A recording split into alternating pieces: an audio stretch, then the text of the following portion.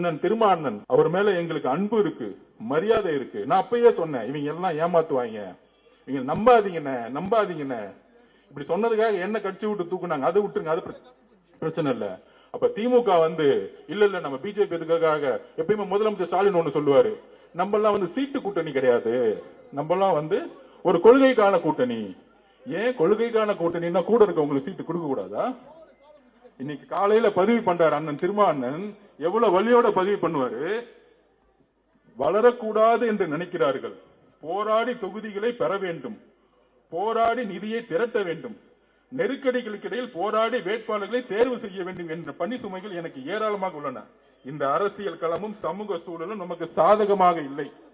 நாம் எந்த வகையிலும் வலிமை பெறக்கூடாது என நினைப்பவர்களின் எண்ணிக்கையே இங்கு அதிகம். நாம் எந்த வகையிலும் வலிமை பெறக்கூடாது என நினைப்பவர்களின் எண்ணிக்கையே இங்கு அதிகம். அப்படின்னா திமுக தான் கூட 5 வருஷம் பல கொடுமைகளை தலித் சகோதரர்கள் அனுபவிச்சாங்க.